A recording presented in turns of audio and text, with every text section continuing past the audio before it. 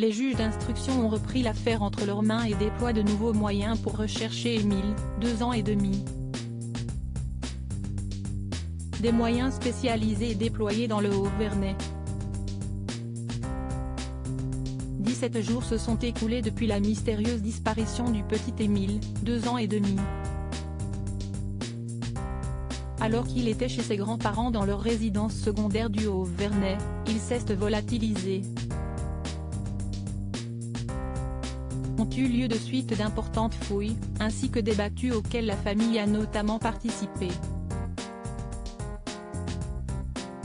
Puis, la vingtaine d'enquêteurs de la section de recherche de Marseille a dû quitter le terrain et met désormais tout en œuvre pour recouper toutes les informations dans l'espoir de comprendre ce qu'il s'est passé.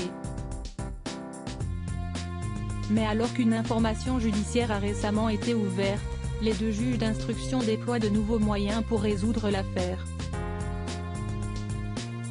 Si est ce que BFM TV nous apprend ce mardi 25 juillet. Des recherches sont actuellement menées dans le secteur du Haut-Vernay, alors qu'enquêteurs et journalistes avaient fini par déserter les lieux.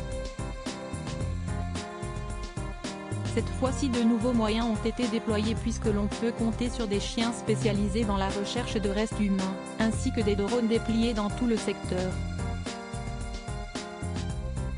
Il peut s'agir d'approfondir les recherches déjà entreprises, ou voir de si de nouvelles pistes apparaissent, font savoir nos confrères ce jour. Car la zone a en effet déjà été ratissée, près de 97 hectares ont été passés au crible par les gendarmes. Mathias Tesson, journaliste police-justice de BFM TV fait savoir que cela témoigne de la volonté des 2 juges d'instruction de continuer à être actifs dans cette enquête. Jusqu'ici, aucune piste ne peut être écartée ou privilégiée.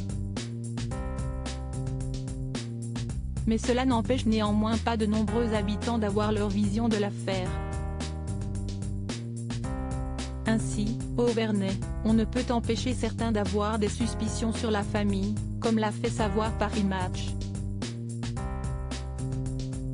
Pour un couple, le clan est suspect et un homme qui a participé aux premières battues a pointé du doigt l'attitude du père et du grand-père d'Émile, trouvant ces derniers vraiment nonchalants et notant une ambiance bizarre. D'autres habitants ont jugé que les membres de la famille étaient trop calmes, trop maîtres de leurs émotions. Enfin, confidence étonnante, selon Monseigneur Emmanuel Gobiliard, évêque de Digne, le procureur lui aurait fait savoir que, dans 80% des cas, dans ce genre d'affaires, le coupable se trouve dans la famille. Des rumeurs qui ne résoudront naturellement pas l'enquête, mais les juges d'instruction semblent bien décidés à y mettre les moyens nécessaires.